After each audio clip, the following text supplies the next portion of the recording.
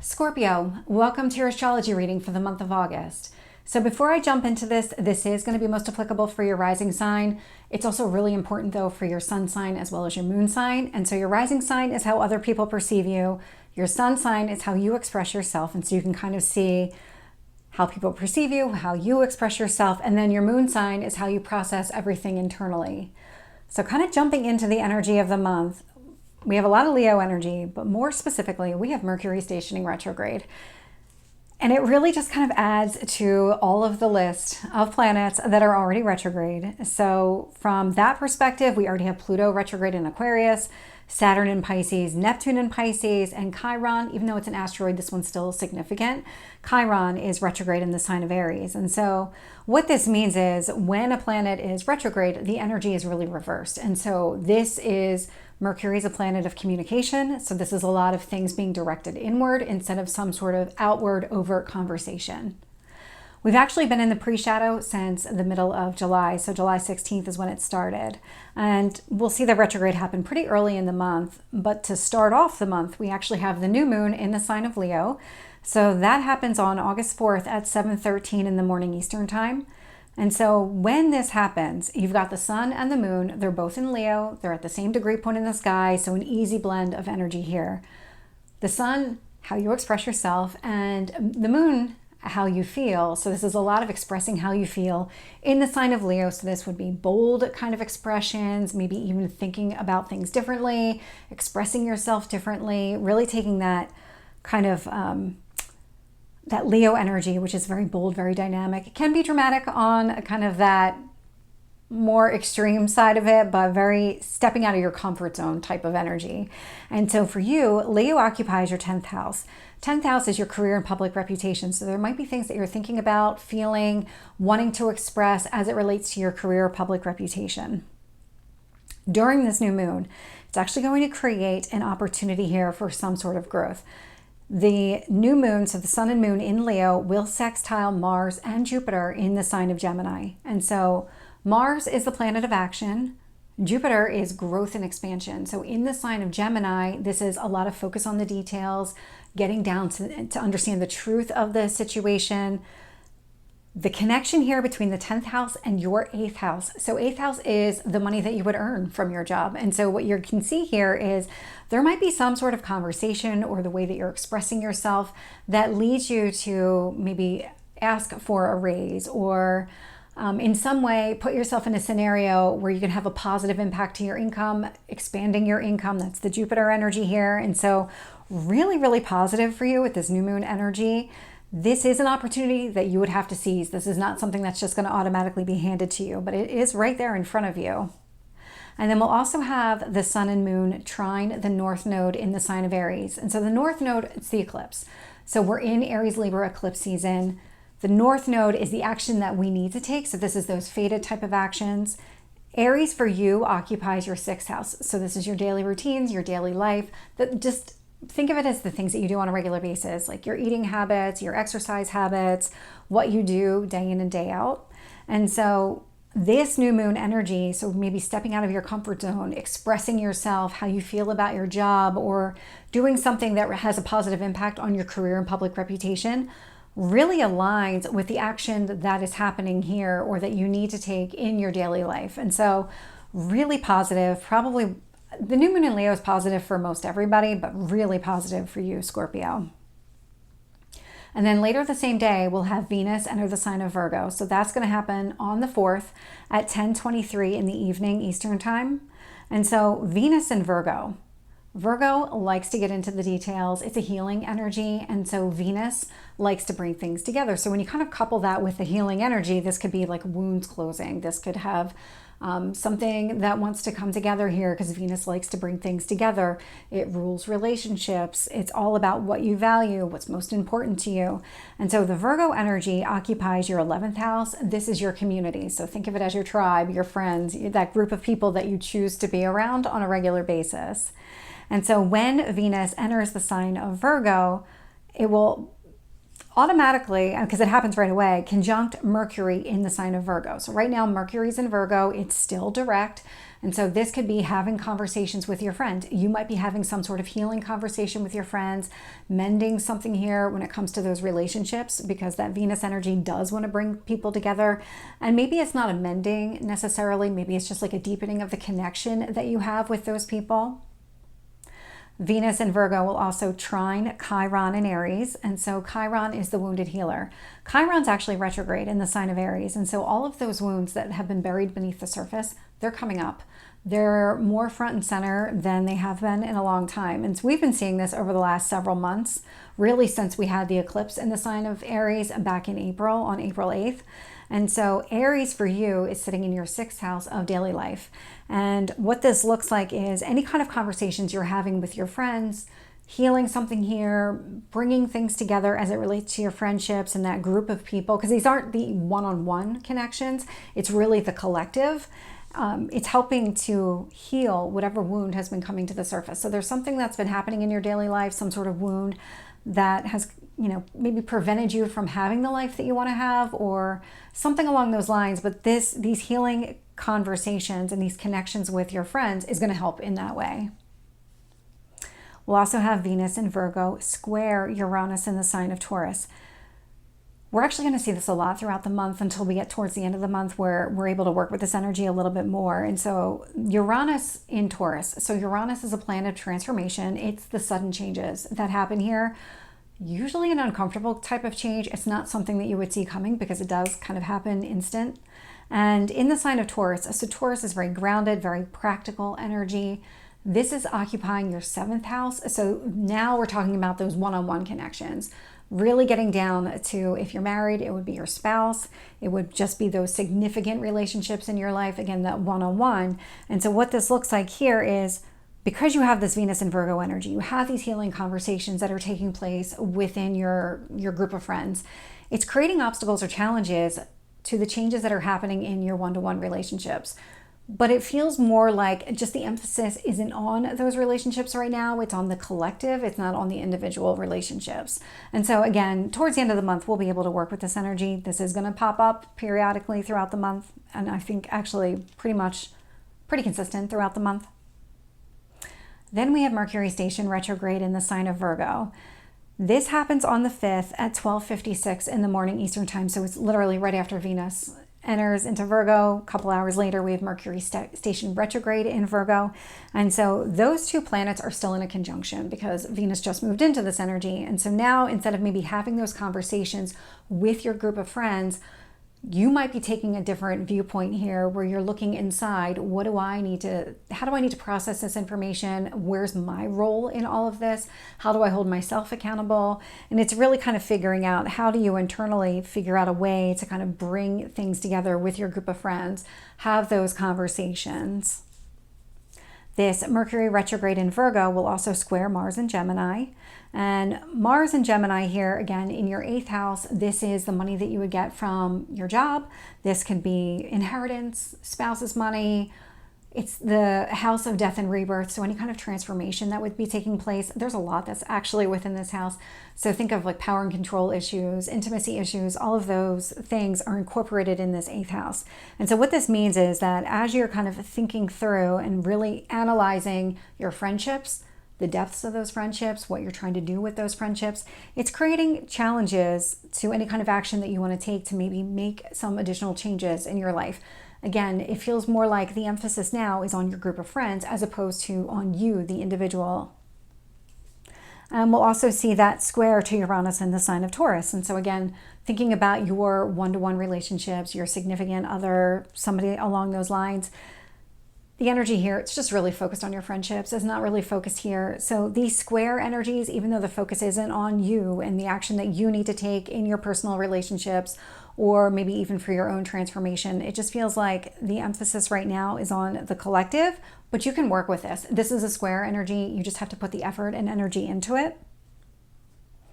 And then I have a note here. So Lion's Gate is on August 8th. And so even as I'm recording this, we're already in the energy of the Lion's Gate portal. It's a lot of Leo energy. I'll get into it more in a separate video. Just wanted to put it out there on your radar, because there's a lot of astrology connected to it, tarot, numerology. It's 8-8, so it's the sign of infinity, but we're also in an 8-year. We're in 2024, so when you add up the numbers, we're in an 8-year, and so that's also going to be significant. So I'll address it in a separate video, but just wanted to highlight that here. So I'm going to talk about Mercury retrograde. So it was in the sign of Virgo on August 5th when it first stationed retrograde, but it's actually sliding back into the sign of Leo, and that's going to happen on August 14th at 8:16 in the evening Eastern time. And so when Mercury slides back into the sign of Leo in retrograde, so again, Leo is a very bold, dynamic energy. It likes to be in the spotlight, but with Mercury being retrograde, it's a lot of that energy now directed inward. It's how are you processing all this information? Is there a different way of maybe evaluating all of this that you're processing here? When Mercury retrograde is in the sign of Leo, now we're talking about your career and public reputation. And so Mercury retrograde in your career, so a lot of internal reflection on maybe the path that you're on, the direction that you're going, what do you expect out of your career?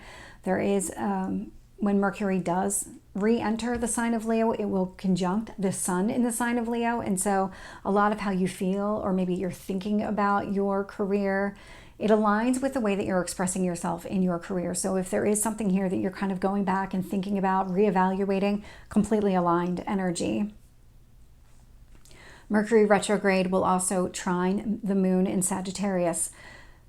The moon in Sagittarius, so this is about how you feel from a big picture perspective. Sagittarius is very focused on the truth, but it is really that kind of overarching high level type of energy. It's the opposite of Gemini, where Gemini is very focused on the details, Sagittarius very high level.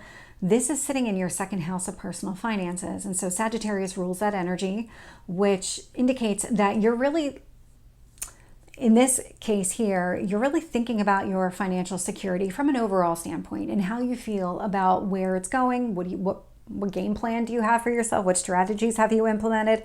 That's going to completely align with whatever you're thinking about from a career standpoint, whatever you're reevaluating, processing, all of it. So an easy blend of energy, nothing required on your part in order for you to kind of feel this. We'll also have Mercury retrograde trine Chiron in Aries. And so again, that wound that's been coming to the surface as it relates to your daily life. And this could indicate that maybe you've structured your daily life in a way that kind of circumvents any kind of wound that has come to the surface. That wound is, and has been, I've been seeing that in July. There might have been a little bit of energy towards the end of June, but really in July, and now I'm seeing it in August, where there's a real opportunity to heal that wound. And so whatever it is that you're internally processing as it relates to your career, it completely aligns with whatever action that you're taking to heal that wound in your daily life. And just like I said before, so we are also going to have this Mercury retrograde square Uranus in the sign of Taurus. And so when it comes to that, your significant other, those one-to-one relationships here, internally reevaluating your career does create obstacles and challenges to maybe processing or accepting some of the changes that are taking place in that relationship. But again, it's more of, you can work with that energy, find a way to kind of navigate both. You can, it's absolutely possible. You just have to work with it. But right now the emphasis doesn't seem to be on that aspect of your life. It's more on your career. It's the collective. That seems to be the bigger energy here. And then on the 19th at 2:26 in the afternoon, we have the full moon in the sign of Aquarius. And so now we've got the sun in Leo, we've got the moon in Aquarius, and they're completely opposite from each other. And so the Leo energy is a lot of me. The Aquarius energy is a lot of we. And so sun in Leo in your 10th house, moon in Aquarius, 4th house, because Aquarius rules your 4th house. This is a lot of work-life balance, a lot of home, a lot of work. How do you balance the two? Sun in Leo, you're really stepping out of your comfort zone, expressing yourself differently when it comes to your career, your public reputation, and that is directly opposite how you feel about what's happening in your home life. And so you can find a way to navigate that as well. But during this full moon, as with any full moon, the sun and the moon are going to have conversations with planets, but the conversations are going to be a little bit different. And so when the sun conjunct Mercury in the sign of Leo, it's retrograde. And so this is a lot of, again, expressing yourself in your career, understanding the impact of what you're doing in your career, how you're expressing yourself, what does that mean, reevaluating, reconsidering everything. And so that's going to be an easy blend of energy. We already saw that happening, but the moon is directly opposite that energy. And so whatever it is that's happening within your career environment and how you're thinking about things, it's directly opposite from your home environment and how you feel about your home life and that home that you've built for yourself. We will have the sun trine Chiron in Aries. And so when you think about stepping out of your comfort zone, really having those bold conversations at work, really putting yourself out there, it's going to help you heal that wound that comes to the surface or has been kind of coming to the surface in your daily life. So again, easy blend of energy, nothing additional required on your part. Now the moon will sextile Chiron in the sign of Aries. And so this is where action is going to be required. That sextile energy means that there's an opportunity here to kind of align your home life and kind of maybe understand how that wound is impacting your home life and what is it that you need to do here. It's creating an opportunity. This is something that you would need to capitalize and really take advantage of. It's not going to happen just on its own. We'll actually have the sun and the moon in a T-square with Uranus and Taurus. And so they're both going to create obstacles and challenges when it comes to the changes happening in your significant relationship, those one-to-one relationships. And so again, bold expression at work, creating challenges there. Something about your home life and how you feel about your home life, it's also creating challenges there. But it's not like they're causing a challenge necessarily. It's more like the time isn't right to prioritize your significant other or those relationships that are the most meaningful to you. It's more of, I need to kind of find this balance between my home life and my work life. And in some respect, I mean, that significant other, if you're married, it's part of your home life. So there's a piece of that. You would just have to figure out how to work with that energy because it's square. You are going to have to work through it if you want to kind of navigate that and figure out a more harmonious solution there. And then we'll have the moon trine both Mars and Jupiter in the sign of Gemini. And so again, Gemini for you, sitting in that house of transformation, other people's money, debt, things like that.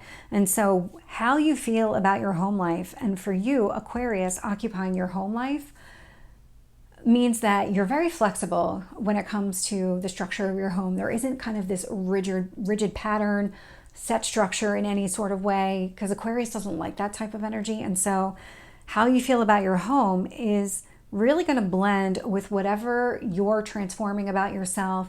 Could even indicate any kind of change in your financial status as well, because Mars and Gemini taking action as it relates to your income. This would be something growing your income, expanding your income, because that's what Jupiter does.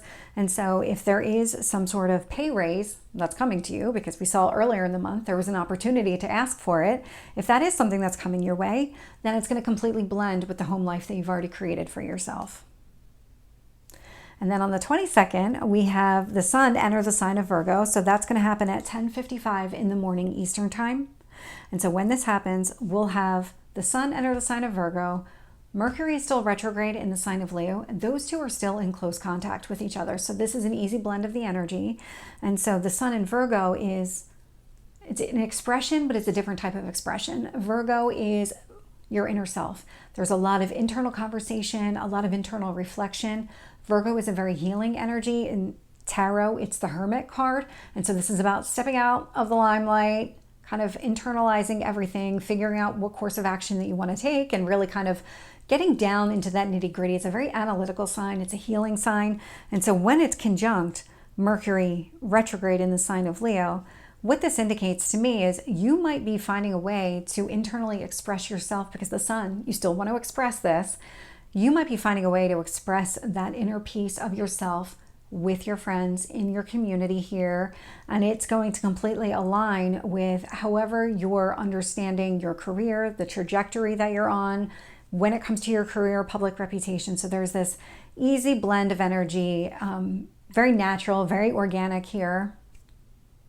The sun in Virgo will also trine Chiron in Aries. So Virgo in your community, so that's where it occupies in your chart, expressing yourself and really maybe that inner working of yourself, maybe some sort of healing that has been taking place here with your group of friends, having those conversations, expressing yourself in that way, it's going to completely align with whatever that wound is that came to the surface in your daily life.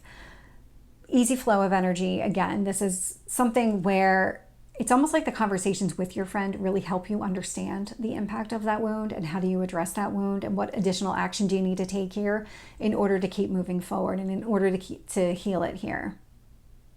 And then this Sun in Virgo will square Uranus in the sign of Taurus. And so having really those conversations with your friends where you're expressing deep down who you are, how you feel, all of these things, maybe how you're healing.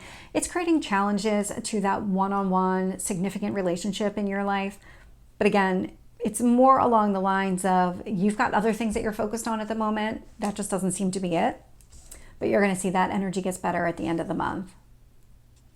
Then on the 28th, we have Mercury stationed direct. And so when it's stationed direct, it's still in the sign of Leo.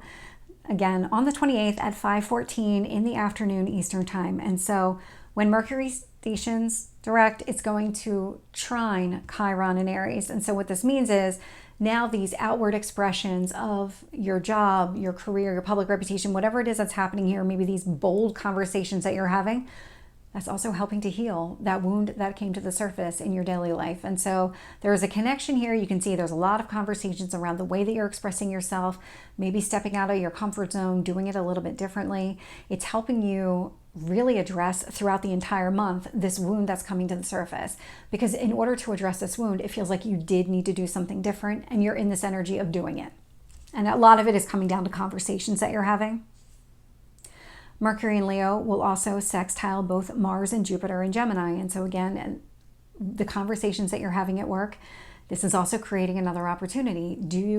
Maybe you didn't do it earlier in the month and maybe now feels like the better time to have that conversation around maybe getting some sort of raise or experiencing some sort of change within yourself or something along those lines, because that Mars and Jupiter energy is sitting in your 8th house of transformation, other people's money, spouse's money, all of those things. But it's creating an opportunity. So whatever you're doing at work, it seems like you have multiple opportunities this month to maybe ask for a raise, ask for some sort of promotion that's connected to a raise, or really do something that is going to have an impact maybe on your overall finances. Like this could have an impact on your debt. Maybe you did ask for a raise at the beginning of the month, and what you're doing right now is continuing to understand and talk about your expansion at work or things like that, and it's going to have an impact on your overall financial structure here. So that could be something that's highlighted. And then Mercury and Leo will square Uranus in the sign of Taurus. And so again, you're expressing yourself in your career, this kind of bold, stepping out of your comfort zone type of expression. It's creating obstacles or challenges to that significant relationship, that one-to-one relationship in your life. And so it's something that you can work with because it is a square energy, not going to be easy, like I've been saying. But the next day, you're actually going to start to see that get a little bit better. And that's because Venus enters the sign of Libra. So that's going to happen on the 29th at 9:23 in the morning Eastern time. And so when this happens, well, first, Venus rules the sign of Libra. It also rules Taurus, but it does rule the sign of Libra. And so Venus rules relationships. It wants to bring things together. Libra's all about balance. Let's focus on what you value, what matters the most here. And so for you, Venus in Libra occupies your 12th house, which is your subconscious. It's the internal you. And so when Venus enters this sign, it's going to trine Uranus and Taurus, which means whatever inner balance that you're trying to achieve for yourself, that is going to easily align with whatever changes are taking place in your significant relationship. And this is where you can start to see that you're finding a way to kind of bring it all together, balance everything out. It starts with you. It starts with how you're looking at things, that internal you. This Venus in Libra energy will also trine Pluto retrograde in Aquarius. And so when it comes to your home life, so Pluto retrograde, more transformation. Pluto is the planet of death and rebirth here in Aquarius. Aquarius is a very liberating energy that is sitting in your house of home. And so whatever changes are taking place in your home environment, and these would be internal changes right now because Pluto is retrograde, it's going to easily align with that inner balance that you're seeking for yourself. So love to see that because it's an easy blend of energy. It's just going to organically happen. We'll also have Venus in Libra square Mars in the sign of Gemini. And so finding that inner balance within yourself, it is creating obstacles or challenges to any kind of action that you would want to take, maybe for additional transformation with that 8th house energy.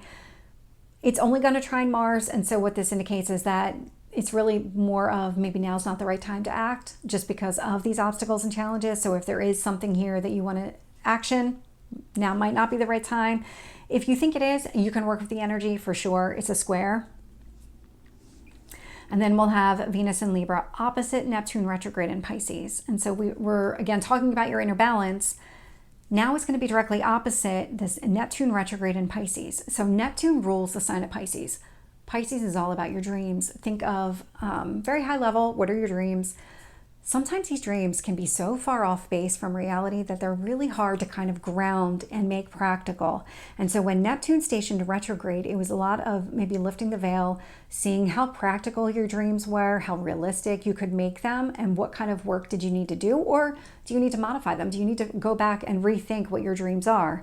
And so for you, that Pisces energy is sitting in your 5th house of your passions, your hobbies, children, short-term relationships. If all of this about a significant other doesn't apply to you, this would be an area where that might be applicable, but really it's an opposing energy. And so they're just directly opposite from each other, contrary.